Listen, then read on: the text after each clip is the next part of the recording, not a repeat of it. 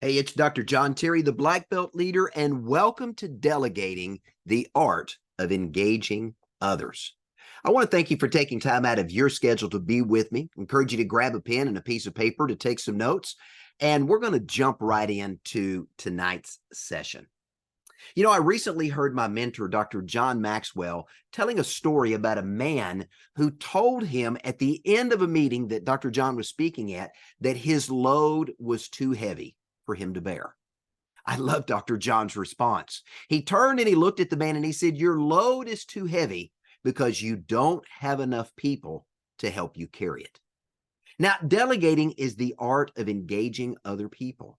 It's about sharing the load of leading.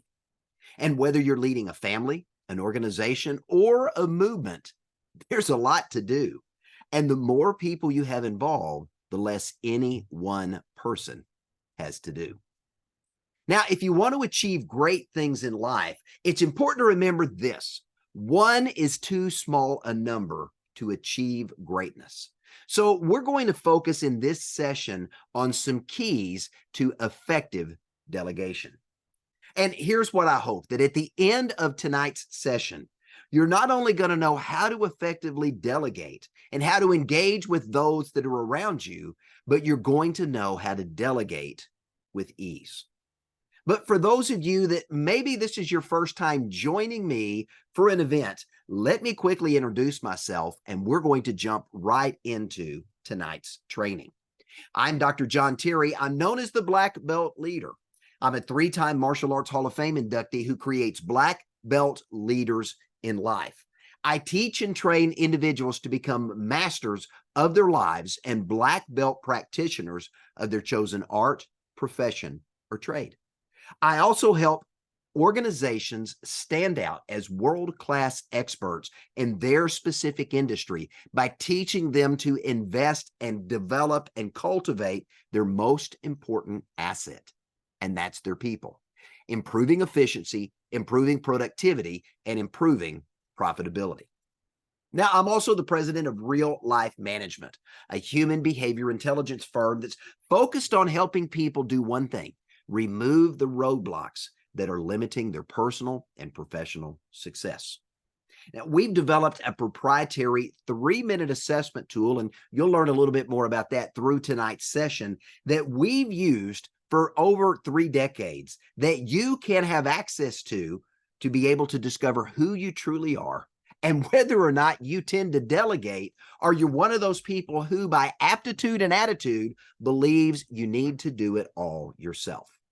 Now, you can access that resource at reallifemanagement.com, but we're not here tonight to talk about me or the companies I lead. We're here to talk about how you engage other people on your team, how you effectively delegate so you get more done on time, the first time, and the right way. So let's jump right into tonight's teaching and let's get started. Now, entrepreneurs by default tend to be proactive. And if you're an entrepreneur on the call, just go ahead and pat yourself on the back, nod your head, smile, because if you're an entrepreneur, you didn't become an entrepreneur simply by sitting on your hands and waiting for something to happen. And most entrepreneurs and most small business owners have embraced the mindset of this: if you want something done, do it yourself. Now, how many of you might agree with me on the call tonight? Probably many of you that are there. But if that's your attitude, let me tell you this: you're limiting your long-term success. Now, why would I say that? Because there are only so many things that you can do in a single day, and there are only so many things that you can do exceptionally well. So if you're struggling with why bother and let's just do it all myself, let me assure you that you're not alone. This is a trait of entrepreneurs that often holds them back from achieving their full success. Now, let me say this to the entrepreneurs and small business owners that may be listening tonight. Letting go is difficult. I can tell you that because I myself am an entrepreneur, and there are things I know I can do. And at times in the past, I've struggled with giving other people the opportunity to step into their greatness. I've struggled with trusting others to do it right the first time. It's okay. Here's what I can tell you: Delegating to other people has allowed me and the companies, organizations, and individuals I've worked with to take on new responsibilities and allow other individuals to step into the greatness of who they are. Now, one of the things I can tell you about delegating is it helps everybody on the team learn and grow. Now, think back to your childhood. If, like me, my parents assigned my sister and I chores. When my parents did that to Tanya and myself, our parents were delegating. They were passing on responsibilities they wanted us to be responsible for. Now, part of mine was learning to fold my clothes. And sure, mom folded the clothes better than I did, at least initially. And probably, to be honest, to this day, mom probably still folds clothes better than I do at the ripe young age of 84. But here's what I can tell you. With practice, I got better. And now I'm pretty good at folding clothes. And it's something I've taught my own 6 children to do as they've learned and added that skill set as they were growing and learning and passing things on. Here's what I can say to mom and dad that taught me to do several things through delegation as a child. I can say, thanks, mom and dad. You taught me a valuable series of life schools that have helped me throughout my life. And I've been able to hand it forward, pass it forward to my own kids and teach them those same life skills. Now, think about it from the parents' perspective. When the parents assigned chores to the children, the parents were able to focus their attention on other duties in the household. As a result, everybody had the opportunity to contribute to the overall success of the family. Delegation gave everyone the opportunity to learn, to grow, and to improve, and to develop valuable skill sets they could use later on in life. That's just one example, one that many of us can relate to, of the power of delegation. But here's what you need to understand in a business setting, in a movement setting, in an organizational setting. When you delegate, you're giving other people an opportunity to experience a win. And when they succeed, guess what? You succeed too. Delegating empowers other people to lead themselves and maybe also lead other people at the same time. And it gives them a sense of ownership in the desired outcome. My mentor, Dr. John Maxwell, says all of us are better than any one of us. And when you empower other people, you're giving them permission to do 3 things. Number 1, to take action. Number 2, to take control. And number 3, to take responsibility for results. Now, delegation is a great accountability tool, and it can serve as a launch pad for future leaders that you are grooming to one day lead themselves and others to step up, rise up, and have an opportunity to lead themselves and to lead others. But if you've never delegated and you're not sure how well those you're currently leading are actually going to perform if you give them tasks and assignments to do, let me tell you this. It's okay to start slow. Remember, the role of a leader is to replicate himself or herself in the lives of other people. It's about teaching other people to lead themselves well and to make good choices. And then they in turn have the opportunity to teach other people to do the same. So when it comes to delegation, especially with new individuals that you're just getting comfortable with, it's okay to test the waters. You don't have to dive into the deep end of the swimming pool when it comes to delegation if you prefer to wade into the shallow end of the pool first. So here's a suggestion. If you've got new team members and you're really not sure or confident in their abilities, start with something small, a low priority task. It gives your team members a chance to show you and to prove to themselves what they are capable of doing. Now, a common mistake in delegating that I see all too often in businesses is basing delegation on workload, proximity, or convenience. When you lean into those 3 things as your criteria for selecting who you're going to assign a project to, that's often a recipe for disaster. Let me give you those again. Workload, proximity, or convenience. So let me give you a suggestion, recommendation. It's important to tap the right people for the right assignment. The last thing you want to do is to give an assignment to someone who doesn't have the aptitude and ability to actually do it. So for the best outcomes, you want to make sure that your people, to the best of their ability, are operating in the 20% of their giftedness zone, their area of strength where they have an opportunity to excel. Now, there are a number of assessment tools out there to help you gauge that. Tools like Real Life Management, DISC, or Working Genius. All three of those assessments are available through Black Belt Leadership. But tools like those assessment vehicles can help you discover the best assignment for team members to not just survive, but to thrive and contribute and rise to their full potential. Now, if you're interested in an assessment for your staff, reach out to me after the session and stay with me to the end. And I'm going to share with you how you can get one of those assessments for free for being with me in the room tonight. Now, before you begin to delegate, you've really got to ask the question, is my team ready for me to hand things off to them? Hopefully, if you've worked with them for some period of time, you've been able to see that those individual team members have demonstrated some level of competency and a willingness to collaborate and work together with other team members. But let me give you 4 questions that you need to ask yourself to determine, is your team ready? Question number 1, can you trust them? Is the trust factor there? Question number 2, are they reliable?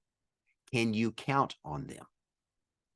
Question number 3, can they work independently, or do you have to micromanage them?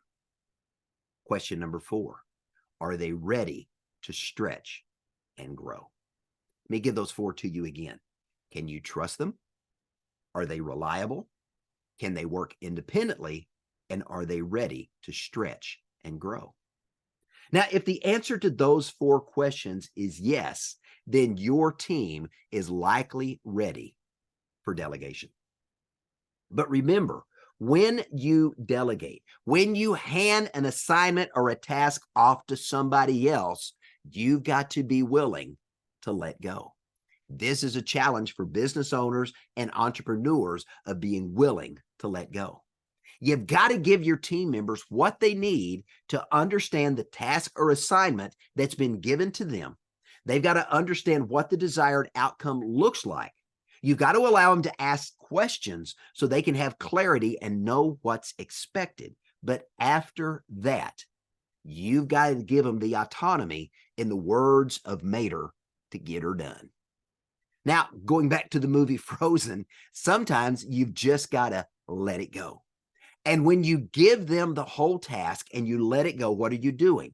You've given your team, you've made them aware of the big picture, and you said, this is my expectation, go get it done.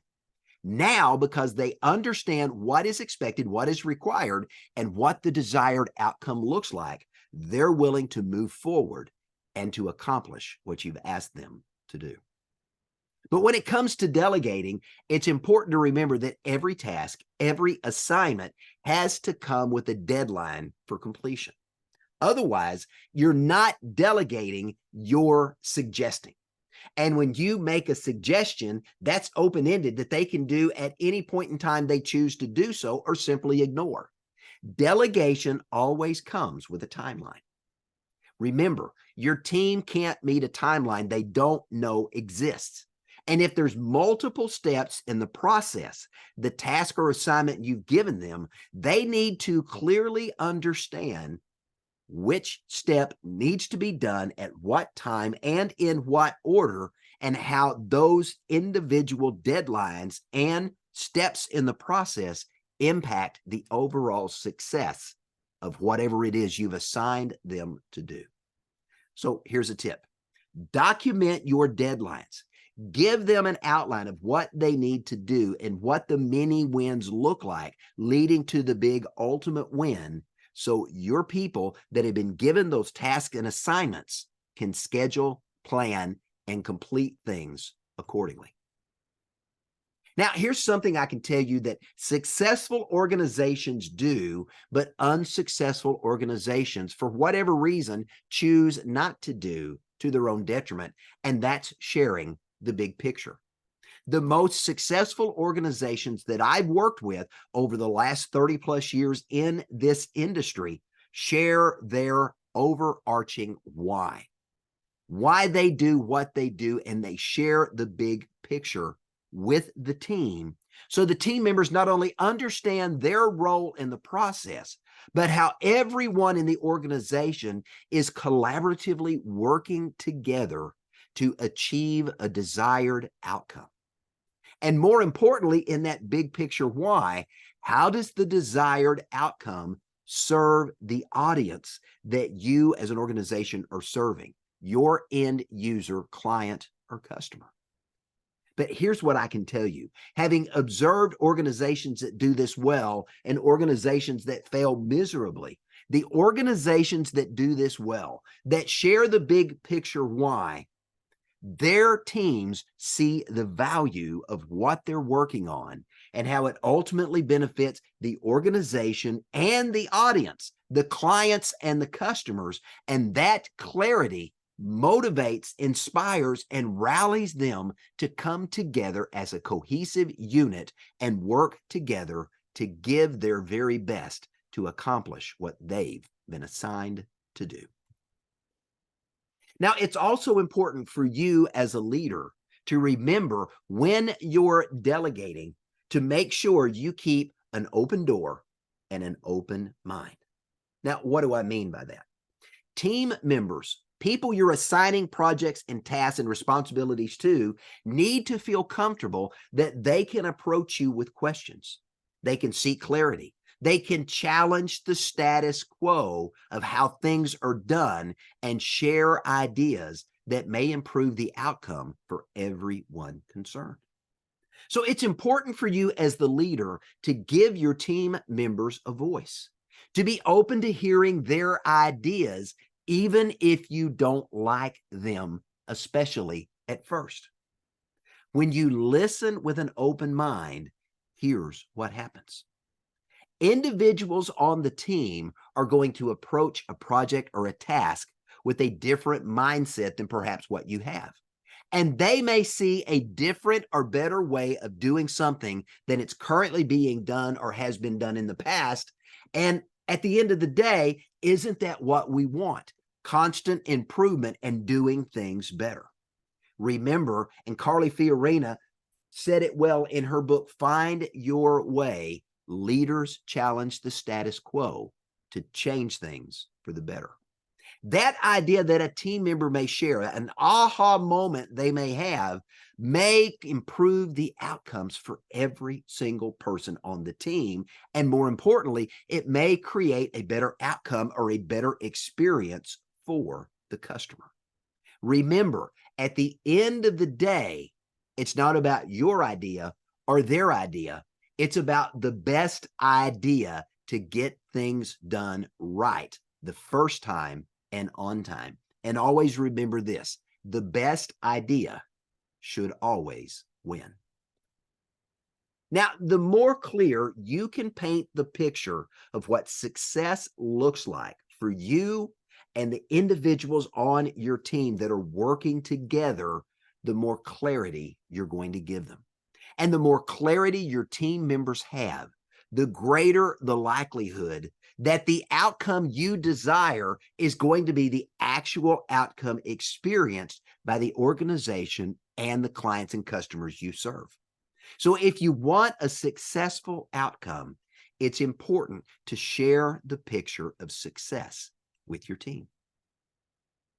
Now, simply because you've delegated a task doesn't mean that you don't hold other people accountable and responsible. Remember, if you are the leader, you're the leader. And as the leader, it's okay to require project check-ins, progress reports, call it whatever you want, but it's okay to be able to periodically identify where you are, what's been done, what's remaining, and if there's anything undone where an individual may need help. You want to have confidence that the assignments you've made are going to be completed on time. And these check-in reports, these progress reports, can also provide an outlet, a forum for your team members to ask questions, to report delays or challenges they're facing, or if they need assistance, to have an opportunity and a place to request help. So everybody on the team is cohesively working toward a desired outcome. Remember, at the end of the day, if you're the leader, you're still in charge. And while you may have delegated a task to someone else, at the end of the day, you are ultimately responsible for whether or not things get done on time. Project updates, remember, project updates are a great way to stay engaged. And if you see something that's not right, you see something that's not working, you can then step in, lend a hand, provide guidance, provide recommendations, or direct additional resources so things get done the right way, the right time, on time, and everybody wins. It's important to remember leaders lead, and your active involvement is an ongoing opportunity for you to model leadership to those on your team. Don't forget, you win as a team and you lose as a team, but you as the leader are ultimately responsible. When you're the leader, the only finger that should be pointing is the finger pointing at yourself. Also important to remember when you delegate and anytime you're doing a periodic check-in or progress report, keep casting the why vision. Remind those on your team, this is why we're doing this. And this is the outcome we want so that our audience, our clients and customers can experience this. When you keep that in front of them, you continue to renew the vision. You can also use those periodic check-ins to remind the team of past experiences, where you've won and where you've lost and what you've learned from each.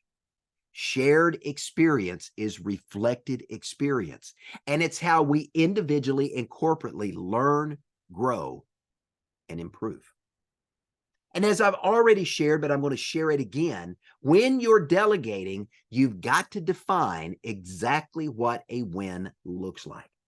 It's important to also identify how you're going to measure results or outcomes and what the desired outcome is actually going to look like when it is experienced by the team. It's important to remember that what gets measured gets completed. So don't delegate a task or an assignment to any individual or to any team without a clearly defined means to measure what success actually looks like. Because once you defined a win, you and your team now know when they've crossed the finish line, when they've gotten to the top of the mountain, and they know now when they can pause and celebrate the win.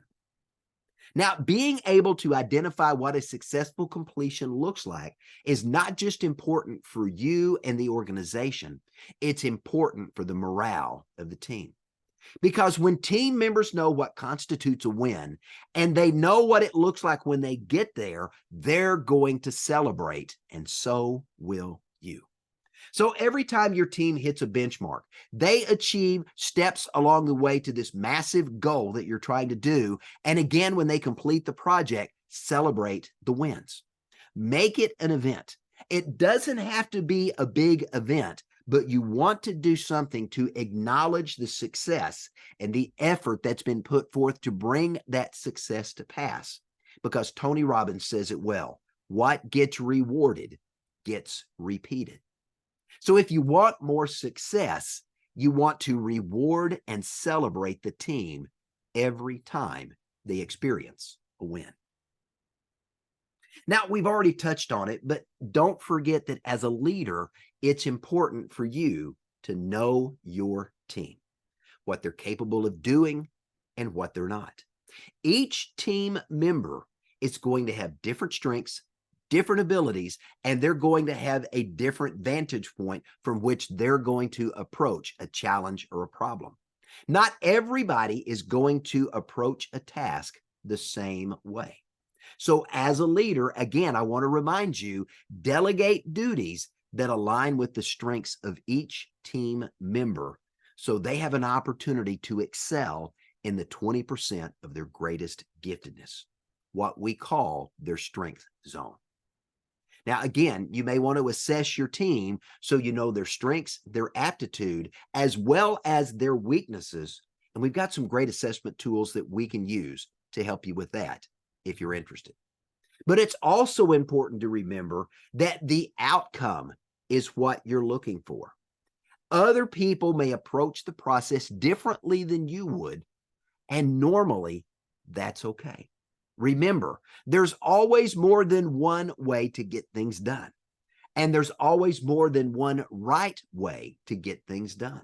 So whenever possible, give your team members autonomy to accomplish their assignments their way, unless there's a safety issue or you're dealing with some manufacturing that consistency is required and mandated so that the quality of the product you're putting out doesn't vary from piece to piece. Whenever possible, embrace individuality, embrace creativity, and encourage out-of-the-box thinking. Why do you want to do that?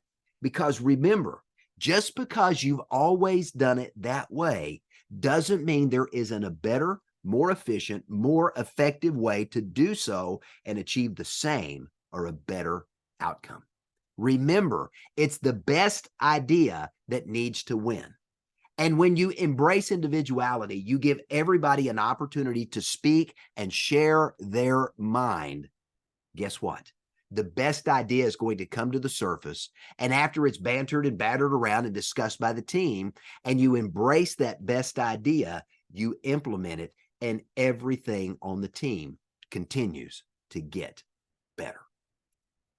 Now, let's take just a minute and let's summarize what we discussed in tonight's training. As we think about delegation and the art of engaging other people, there are 7 key tips I want to leave you with as we get ready to wrap up tonight's training. Number 1, determine what you can delegate and to whom. How do we do that? We look at aptitude, we look at strengths, we look at giftedness, and there's a number of assessment tools available to help you do that. Number 2, you want to make sure that you're assigning duties based upon an individual's aptitude and giftedness. If you're going to give them an assignment, you've got to be able to answer the question, can they actually do what you've asked them to do, and can they do it well?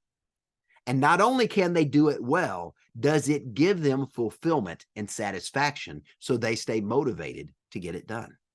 There's only a handful of things that we excel at. There's other things we can do, but just because we can do it doesn't mean we like to do it. So understand the difference. Number 3, clearly communicate the assignment, the task you're delegating, and the desired outcome. Number 4, allow team members to ask questions and seek clarity so they understand exactly what they've been asked to do and they understand exactly what a desired outcome looks like. Number 5, track progress, but allow autonomy so you're not micromanaging. As a leader, you've got to give people the opportunity to step into the greatness of who they are. Here's something I learned a long time ago from Dr. John. We all understand and know the 80-20 rule. The best, most successful people spend 80% of their day operating in the 20% of their greatest giftedness. And that means if somebody can do something 80% as good as I can, as a leader, I've got to be willing to give that to them and give them the opportunity to grow into that position. Tip number 6, celebrate the wins as a team and give credit where credit is due. If individual team members or a department or a group of people on a team have really performed above and beyond, make sure they get the acknowledgement and credit for the work that they've done. Tip number 7, the best idea always wins. And with that, let me say thanks for joining me for this session, Delegating the Art of Empowering Others. Remember this, delegation is how successful people get more things done. Delegation empowers other people to lead, and it gives them the opportunity to step into their greatness and to stretch and to grow and discover what they're actually capable of doing. The most successful leaders, as I just shared, operate in the 20% of their greatest giftedness, and they delegate the rest. Remember, if somebody can do something 80% as well as you can do, delegate it to them and give them the opportunity to stretch and grow. This is how you create non-leader dependent teams that get more things done the right way in less time. Now, one of the resources I discussed during today's session is an assessment tool to understand the unique areas of giftedness in your life and in the lives of your team. And as a thank you for attending, I'd like to offer you a free summary assessment of your strengths and weaknesses. You can discover that for yourself by going to reallifemanagement.com and taking the 3-minute survey. You'll see the button right there on the homepage.